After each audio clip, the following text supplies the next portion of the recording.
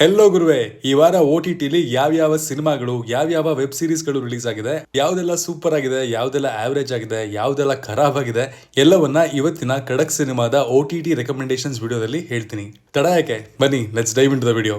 ಸಂಕ್ರಾಂತಿ ವಸ್ತು ನಾಮ್. ಅದೊಂದು ಟೈಮ್ ಇತ್ತು ಗುರುವೆ, ನೀವ್ ಎಂತ ದೊಡ್ಡ ಆಕ್ಷನ್ ಸಿನಿಮಾ ತೆಗೆದ್ರು ಬಾಕ್ಸ್ ಆಫೀಸ್ ನ ಕೊಳ್ಳೆ ಹೊಡಿತಾ ಇದ್ದಿದ್ದು ಮಾತ್ರ ಕಾಮಿಡಿ ಸಿನಿಮಾಗಳೇ. ಆದ್ರೆ ಅದ್ಯಾಕೋ ಈ ನಡುವೆ ಎಲ್ಲೋ ಮಿಸ್ ಆಗೋಗಿತ್ತು. ಜನಗಳ ಒಲವು big budget mass masala entertainers ದತ್ತ ಹೆಚ್ಚಾಗ್ತಾ ಇತ್ತು. ಬಟ್ ಆ ವಿಂಟೇಜ್ ಕಾಮಿಡಿನ ವಾಪಸ್ ತಂದು record breaking box office collection ಅನ್ನ ಮಾಡಿದ್ದು ಮಾತ್ರ ಈ ಸಿನಿಮಾ. ಪುಷ್ಪ 2 ಒಂದ್ ಕಡೆ ಬೆಂಕಿ ಕಲೆಕ್ಷನ್ ಮಾಡ್ತಾ ಇದ್ರೆ, ಇದು ಸೈಲೆಂಟ್ ಆಗಿ ಬರೋಬ್ಬರಿ 275 ಕೋಟಿ ಕಲೆಕ್ಟ್ ಮಾಡೋ ಮೂಲಕ ವೆಂಕಟೇಶ್ ದಗ್ಗುಬಾಟಿ ಅವರ ಕೆರಿಯರ್ ಬೆಸ್ಟ್ ಪರ್ಫಾರ್ಮರ್ ಆಗಿ ಹೊರಹೊಮ್ಮಿದೆ. ಅನಿಲ್ ರವಿಪುಡಿ ಇದನ್ನ ನಿರ್ದೇಶನ ಮಾಡಿದ್ದು. ವೆಂಕಟೇಶ್ ದಗ್ಗುಬಾಟಿ, ಮೀನಾಕ್ಷಿ ಚೌಧರಿ, ಐಶ್ವರ್ಯ ರಾಜೇಶ್ ಮುಖ್ಯ ಪಾತ್ರಗಳಲ್ಲಿ ಕಾಣಿಸ್ಕೊಂಡಿದ್ದಾರೆ. ಒಬ್ಬ VVIP ಕಿಡ್ನಾಪ್ ಆಗ್ತಾನೆ. ಆತನ ರೆಸ್ಕ್ಯೂ ಆಪರೇಷನ್ ಏನು, ಅದನ್ನ ಟೇಕಪ್ ಮಾಡಿದಂತಹ ಆಫೀಸರು ಏನೆಲ್ಲ ಮಾಡ್ದ ಅನ್ನೋದೇ ಇಲ್ಲಿನ ಕತೆ. ಸಿಂಪಲ್ ಆಗಿ 1-2 ತಾಸು ಹಾಗೆ ಹಾಯಾಗಿ ಕೂತ್ಕೊಂಡು ಕಾಮಿಡಿನ ಎಂಜಾಯ್ ಮಾಡ್ತೀನಿ ಅಂದ್ರೆ ಇದೊಂದು ಗುಡ್ ವಾಚ್. 6.6 IMDb ರೇಟಿಂಗ್ ನೊಂದಿಗೆ ನಮ್ಮ ಭಾಷೆಯಲ್ಲೇ ZEE5 ಪ್ಲಾಟ್ಫಾರ್ಮ್ ಅಲ್ಲಿ ಅವೈಲೇಬಲ್ ಇದೆ. ಡಾಕು ಮಹಾರಾಜ್. ಸಂಕ್ರಾಂತಿ ಆದ್ಮೇಲೆ ತೆಲುಗು ಫಿಲಂ ಇಂಡಸ್ಟ್ರಿಯಿಂದ ಬಾಲಯ್ಯ ಬಾಬು ಸಿನಿಮಾ ರಿಲೀಸ್ಗೆ ತಯಾರಾಗೋದು ಕನ್ಫರ್ಮ್. ಈ ವರ್ಷ ಅದು ಡಾಕು ಮಹಾರಾಜ್ನ ಸರದಿಯಾಗಿತ್ತು. ಬಾಬಿ ಅವರು ಡೈರೆಕ್ಟ್ ಮಾಡಿರುವಂತಹ ಈ ಸಿನಿಮಾದಲ್ಲಿ ಬಾಲಕೃಷ್ಣ, ಶ್ರದ್ಧಾ ಶ್ರೀನಾಥ್, ಊರ್ವಶಿ ರೌಟೆಲ್ಲಾ, ಪ್ರಜ್ಞಾ ಜೈಸ್ವಾಲ್ ಇನ್ನು ಮುಂತಾದವರು ಲೀಡ್ ಗಳಾಗಿ ಕಾಣಿಸ್ಕೊಂಡಿದ್ದಾರೆ. ಕಥೆಯಲ್ಲಿ ಹೊಸತನ ಏನೂ ಇಲ್ಲ, ಬಟ್ ಒಂದು ಡೀಸೆಂಟ್ ಮಾಸ್ ಎಂಟರ್ಟೈನರ್ ನಲ್ಲಿ ಇರಬೇಕಾಗಿರುವಂತಹ ಎಲ್ಲಾ ಆಸ್ಪೆಕ್ಟ್ ಗಳು ಇಲ್ಲಿ ವರ್ಕ್ ಆಗಿದೆ. ಯೂಶಲಿ ಬಾಲಯ್ಯ ಕಾಣಿಸ್ಕೊಳ್ಳುವಂತಹ ಮೂವಿ ಒಂದು ಲೆವೆಲ್ಗೆ ಓವರ್ ದ ಟಾಪ್ ಆಗಿ, ಇಲ್ಲಾಜಿಕಲ್ ಆಗಿ, ಎಂಟರ್ಟೈನಿಂಗ್ ಆಗಿ ಇರ್ತವೆ. ಬಟ್ ಇಲ್ಲಿ ಇದ್ದಂತಹ 4ರಿಂದ 5 ಆಕ್ಷನ್ ಬ್ಲಾಕ್ಗಳು ವಾಸ್ ಎಕ್ಸ್ಟ್ರೀಮ್ಲಿ ವೆಲ್ ಕೋರಿಯೋಗ್ರಫ್ಡ್. ಒಂದು ದೊಡ್ಡ ಮಾರ್ಜಿನ್ ಇಂದ ಎಕ್ಸ್ಪೆಕ್ಟೇಷನ್ಸ್ ನ ಮೀರಿಸ್ತು ಅಂದ್ರೆ ತಪ್ಪಾಗಲ್ಲ. ತಮ್ಮನ್ ಅವರ BGM, ವಿಜಯ್ ಕಾರ್ತಿಕೇಯ ಅವರ ಸಿನಿಮಾಟೋಗ್ರಫಿ ಮೈಂಡ್ ಬ್ಲೋಯಿಂಗ್ ಆಗಿತ್ತು ಗುರುವೆ. ಆ ದಬ್ಬಿಡಿ ದಿಬ್ಬಿಡಿ ಹಾಡೊಂದನ್ ಬಿಟ್ಟು ಬೇರೆ ಇಂಡಸ್ಟ್ರಿಯಲ್ಲಿ ಅವೆಲ್ಲ ಆಲ್ಮೋಸ್ಟ್ ನಿಂತೋಗಿದೆ. ಬಟ್ ಇಲ್ಲಿ ಅದಿನ್ನೂ ಚಾಲ್ತಿಯಲ್ಲಿದೆ ಅಂಡ್ ಜನಗಳಿಗೆ ಅದು ಅಫ್ಕೋರ್ಸ್ ಮಜಾನು ಕೊಡ್ತಾ ಇದೆ. ಖಡಕ್ ಸಿನಿಮಾ ಪ್ರಕಾರ ಇದೊಂದು ಡೀಸೆಂಟ್ ವಾಚ್. 6 IMDb ರೇಟಿಂಗ್ ನೊಂದಿಗೆ ಈ ಸಿನಿಮಾ ನೆಟ್ಫ್ಲಿಕ್ಸ್ ನಲ್ಲಿ ನಮ್ಮ ಭಾಷೆಯಲ್ಲಿ ಅವೈಲೇಬಲ್ ಇದೆ. ಡಬ್ಬಾ ಕಾರ್ಟಲ್. ಬ್ರೇಕಿಂಗ್ ಬ್ಯಾಡ್ ಸೀರೀಸ್ ನ ನಿಮ್ಮಲ್ಲಿ ತುಂಬಾ ಜನ ನೋಡಿರ್ತೀರ. ಅದರಲ್ಲಿ ಡ್ರಗ್ಸ್ ತಯಾರಿಸೋ ಸುತ್ತ ಆಸ್ ವೆಲ್ ಆಸ್ ಅದನ್ನ ಮಾರಬೇಕಾದ್ರೆ ಬರುವಂತಹ ಹಲವು ಕಷ್ಟಗಳ ಬಗ್ಗೆ ಫೋಕಸ್ ಮಾಡಿದ್ರು. ಇದು ಕೂಡ ಒಂದ್ ರೀತಿ ಅದೇ ಪ್ಲಾಟ್ ಲೈನ್ ನ ಫಾಲೋ ಮಾಡುತ್ತೆ. ಬಟ್ ಇದು ಅದರ ರೀಮೇಕ್ ಅಂತೂ ಅಲ್ಲ. ವಿವಾ ಲೈಫ್ ಫಾರ್ಮೆಟಿಕಲ್ ಅನ್ನುವಂತಹ ಕಂಪನಿ ಇದೆ.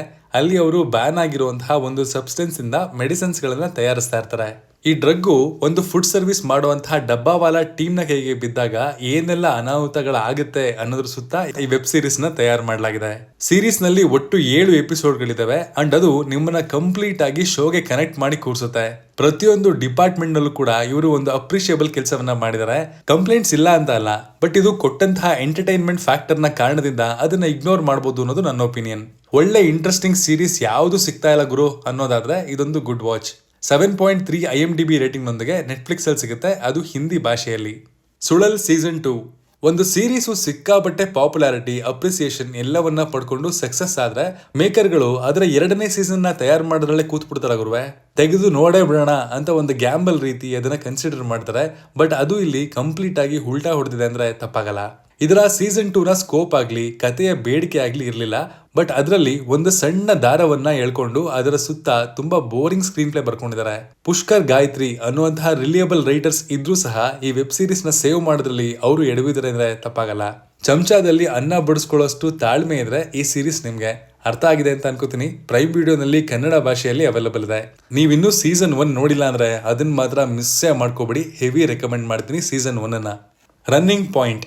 ಒಂದು ಸ್ಪೋರ್ಟ್ಸ್ ಕಾಮಿಡಿ ಕ್ಯಾಟಗರಿಗೆ ಸೇರುವಂತಹ ಈ ಸೀರೀಸ್ ನ ಕತೆ ಸುತ್ತೋದು ಆಯ್ಲಾ ಅನ್ನುವಂತಹ ಪಾತ್ರದ ಸುತ್ತ. ಈಕೆ ತಂದೆ ಒಂದು ಬಾಸ್ಕೆಟ್ ಬಾಲ್ ಟೀಮ್ ನ ಓನರ್. ಇವಳಿಗೆ 3 ಜನ ಅಣ್ಣಂದಿರು. ಅವರೆಲ್ಲರೂ ಆ ಬಿಸ್ನೆಸ್ ನ ಪಾರ್ಟ್ ಆಗಿದ್ದಾರೆ. ಬಟ್ ಇವಳನ್ನ ಇವರ ತಂದೆ ಇವಳು ಯಾವತ್ತೂ ಅದಕ್ಕೆ ಫಿಟ್ ಆಗಲ್ಲ ಅಂತ ದೂರ ಇಟ್ಟಿರ್ತಾರೆ. ಅವರ ತಂದೆಯ ನಿಧನ ಆದ್ಮೇಲೆ ಹೇಗೆ ಸಿಕ್ಕ ಒಂದು ಅವಕಾಶದಿಂದ ತನ್ನನ್ನ ತಾನು ಆಯ್ಲಾ ಪ್ರೂವ್ ಮಾಡ್ಕೋತಾಳೆ ಅನ್ನೋದೇ ಇಲ್ಲಿನ ಪ್ಲಾಟ್. ಸೀರೀಸ್ ನಲ್ಲಿ ಬಾಸ್ಕೆಟ್ ಬಾಲ್ ಟೀಮ್ಸ್ ನ ಬಿಹೈಂಡ್ ದ ಸೀನ್ಸ್ ಏನೆಲ್ಲ ನಡೆಯುತ್ತೆ, ಏನೆಲ್ಲ ಚಾಲೆಂಜಸ್ ನ ಅವರು ಫೇಸ್ ಮಾಡ್ತಾರೆ ಅನ್ನೋದನ್ನ ಬಹಳ ಮೀನಿಂಗ್ ಫುಲ್ ಆಗಿ ತೋರಿಸ್ಕೊಟ್ಟಿದ್ದಾರೆ. ನೀವು ಬಾಸ್ಕೆಟ್ ಬಾಲ್ ನ ರೆಗ್ಯುಲರ್ ಆಗಿ ಫಾಲೋ ಮಾಡಲ್ಲ ಅಂದ್ರೂ ಸಹ ಇದು ನಿಮ್ಗೆ ಒಂದು ಮಟ್ಟಿಗೆ ಕನೆಕ್ಟ್ ಆಗುತ್ತೆ ಅನ್ನೋದು ನನ್ನ ಅಭಿಪ್ರಾಯ. 7.5 IMDb ರೇಟಿಂಗ್ ಅನ್ನ ಪಡ್ಕೊಂಡಿರೋ ಈ ಸೀರೀಸು ನಿಮ್ಗೆ ನೆಟ್ಫ್ಲಿಕ್ಸ್ ಅಲ್ಲಿ ಇಂಗ್ಲಿಷ್ ಭಾಷೆಯಲ್ಲಿ ಅವೈಲೇಬಲ್ ಇದೆ. Baby John. ಕಲೀಸ್ ಅವರು ಪ್ರಥಮ ಬಾರಿಗೆ ಬಾಲಿವುಡ್ ಫಿಲ್ಮ್ ಒಂದನ್ನ ಡೈರೆಕ್ಟ್ ಮಾಡಿದ್ದು. ಇಲ್ಲಿ ವರುಣ್ ಧವನ್, ಕೀರ್ತಿ ಸುರೇಶ್, ವಮಿಗಾ ಗಬ್ಬಿ, ಜಾಕಿ ಶ್ರಾಫ್ ಇನ್ನು ಮುಂತಾದವರು ಲೀಡ್ ಆಗಿ ಕಾಣಿಸ್ಕೊಂಡಿದ್ದಾರೆ. ತಲಪತಿ ವಿಜಯ್ ಅವರ ತೇರಿ ಸಿನಿಮಾದ ರೀಮೇಕ್ ಇದಾಗಿದ್ದು full on action masala vibes ನಿಮಗೆ ಸಿಗುತ್ತೆ. ವರುಣ್ ಧವನ್ ಅವರ ಪರ್ಫಾರ್ಮೆನ್ಸ್ ಬಹಳ ಚೆನ್ನಾಗಿತ್ತು. ಇನ್ಫ್ಯಾಕ್ಟ್ ಅದು ನನ್ನ ಎಕ್ಸ್ಪೆಕ್ಟೇಷನ್ಸ್ ನ ಕೂಡ ಮೀರಿತ್ತು. ನೆಗೆಟಿವ್ ರೋಲ್ ನಲ್ಲಿ ಜಾಕಿ ಶ್ರಾಫ್ ಅವರು ಶೈನ್ ಆಗಿದ್ದಾರೆ. ಖಡಕ್ ಸಿನಿಮಾದ ಪ್ರಕಾರ ನೀವು ವಿಜಯ್ ಅವರ ತೇರಿನ ನೋಡಿಲ್ಲ ಅಂದ್ರೆ ಮಾತ್ರ ಇದನ್ನ ಒಂದು ಬಾರಿ ಟ್ರೈ ಮಾಡಬಹುದು ಅಂತ ಹೇಳ್ತೀನಿ. ಅನ್ಫಾರ್ಚುನೇಟ್ಲಿ ಇದು ಬಾಕ್ಸ್ ಆಫೀಸ್ ನಲ್ಲಿ ಸದ್ದು ಮಾಡ್ಲಿಲ್ಲ. ಅಟ್ಲಿ ಅವರು ಶಾರುಖ್ ಖಾನ್ ಜೊತೆಗೆ ಜವಾನ್ ಅಂತಹ ಹಿಟ್ ಕೊಟ್ರು. ಅವರದ್ದೇ ಕತೆ ಅಂತ ಬ್ರ್ಯಾಂಡಿಂಗ್ ಆಗಿ ಬಂದಿತ್ತು ಈ ಸಿನಿಮಾ. ಒಳ್ಳೆ ಪ್ರಮೋಷನ್ಸ್ ಮಾಡಿದ್ರು. ಬಟ್ ಇದರ ಫೇಲ್ಯೂರ್ಗೆ ಏನ್ ಕಾರಣ ಅಂತ ನನಗೆ ಗೊತ್ತಾಗ್ಲೇ ಇಲ್ಲ. ಪ್ರೈಮ್ ವಿಡಿಯೋನಲ್ಲಿ ಹಿಂದಿ ಭಾಷೆಯಲ್ಲಿ ಅವೈಲೇಬಲ್ ಇದೆ ವಿತ್ 6.5 IMDb ರೇಟಿಂಗ್ಸ್. ತಿರು ಮಾಣಿಕಂ, ಸತ್ಯಕ್ಕೆ ಸಾವಿಲ್ಲ, ಸುಳ್ಳಿಗೆ ಸುಖವಿಲ್ಲ. ಇದು ಈಗಿನ ಕಾಲದಲ್ಲಿ ಗಾದೆ ಮಾತಾಗೆ ಉಳ್ಕೊಂಡ್ಬಿಟ್ಟಿದೆ ಅಲ್ವಾ ಗುರುವೆ. ದಿನ ನಾವುಗಳು ಕೇಳೋ ಪ್ರಕರಣಗಳು ಮನುಷ್ಯ ಈಗೆಲ್ಲ ಮಾಡಕ್ಕಾದ್ರೂ ಹೇಗ್ ಸಾಧ್ಯ ಅನ್ನೋಂತಹ ಥಾಟ್ ಅನ್ನ ಹುಟ್ಟಾಕ್ತಾನೆ ಇರುತ್ತೆ. ಇದೇ ಸೆನ್ಸಿಟಿವ್ ಟಾಪಿಕ್ ನ ಎಕ್ಸ್ಪ್ಲೋರ್ ಮಾಡುವಂತಹ ಸಿನಿಮಾನೇ ತಿರು ಮಾಣಿಕಂ. ನಂದ ಪೆರಿಯಸ್ವಾಮಿ ಅವರು ಲೀಡ್ ಆಗಿ ಕಾಣಿಸ್ಕೊಂಡಿರುವಂತಹ ಈ ಸಿನಿಮಾದಲ್ಲಿ ಸಮುದ್ರಕಣಿ ಲೀಡ್ ರೋಲ್ ಅಲ್ಲಿ ಕಾಣಿಸ್ಕೊಂಡಿದ್ದಾರೆ. ಇಲ್ಲಿನ ಮುಖ್ಯ ಪಾತ್ರಧಾರಿಯಾದ ಮಾಣಿಕಂ ಒಬ್ಬ ಲಾಟರಿ ಶಾಪ್ ಓನರ್. ಹೀಗೆ ಒಂದಿನ ಓರ್ವ ಅಜ್ಜ ಬಂದು ಇವನ ಹತ್ರ ಲಾಟರಿ ಟಿಕೆಟ್ ಅನ್ನ ಸೆಲೆಕ್ಟ್ ಮಾಡ್ತಾರೆ. ಬಟ್ ಕೆಲವು ಕಾರಣದಿಂದ ಅವರು ಆ ಟಿಕೆಟ್ ಅನ್ನ ಅಲ್ಲೇ ಬಿಟ್ಟು ಹೋಗ್ತಾರೆ. ಈಗ ಅಜ್ಜನಿಗೆ 1.5 ಕೋಟಿ ಕ್ಯಾಶ್ ಪ್ರೈಸ್ ಬಂದಿದೆ. ತನ್ನ ಫ್ಯಾಮಿಲಿ, ತನ್ನ ಫ್ರೆಂಡ್ಸು ಎಲ್ರು ಅವನಿಗೆ ಆ ಮೊತ್ತವನ್ನ ಇಟ್ಕೊಳ್ಳೋದಕ್ಕೆ ಸಲಹೆ ನೀಡ್ತಾರೆ. ಆ ಟಿಕೆಟ್ ಅಜ್ಜನ ಪಾಲು ಸೇರುತ್ತಾ ಇಲ್ವಾ ಅನ್ನೋದೇ ಇಲ್ಲಿನ ಪ್ಲಾಟ್. ಇದೇನ್ ಗುರು, ಪೂರ್ತಿ ಕಥೆನೇ ರಿವೀಲ್ ಮಾಡ್ಬಿಟ್ಟಲ್ಲ ಅಂತ ಬೈಕೋಬೇಡಿ ಗುರುವೆ. ಈ ವಿಷಯನ ನೀವು ಟ್ರೈಲರ್ ಅಲ್ಲೂ ನೋಡಬಹುದು. ಹೇಗೆ ಮಾಣಿಕಂ ಈ ಪ್ರೆಷರ್ ನ ಸುತ್ತ ತನ್ನ ಹಾನೆಸ್ಟಿಯನ್ನ ಕಾಪಾಡ್ತಾನೆ ಅನ್ನೋದನ್ನ ಬ್ಯೂಟಿಫುಲ್ ಡ್ರಾಮಾ ಜೊತೆಗೆ ಬ್ಲೆಂಡ್ ಮಾಡಿದ್ದಾರೆ, which is amazing to watch and feel.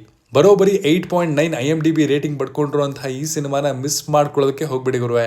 ZEE5 ನಲ್ಲಿ ತಮಿಳು ಭಾಷೆಯಲ್ಲಿ ಅವೈಲೇಬಲ್ ಇದೆ. ಇದಾಗಿತ್ತು ಈ ವಾರದ OTT ರೆಕಮೆಂಡೇಶನ್ಸ್ ವಿಡಿಯೋ. ಇದರಲ್ಲಿ ಯಾವ ಸಿನಿಮಾ ನಿಮಗೆ ತುಂಬಾ ಇಷ್ಟ ಆಯ್ತು ಅಥವಾ ಯಾವ ಸೀರೀಸು ಸಿಕ್ಕಾಪಟ್ಟೆ ಎಂಟರ್ಟೈನ್ ಮಾಡ್ತು ಅನ್ನೋದನ್ನ ಕಮೆಂಟ್ ಮಾಡಿ ತಿಳಿಸಿ. ಮತ್ತೆ ಸಿಗ್ತೀನಿ ಮುಂದಿನ ವಾರದ ಖಡಕ್ OTT ರೆಕಮೆಂಡೇಶನ್ಸ್ ವಿಡಿಯೋದಲ್ಲಿ. Love you all. Signing off, Manu.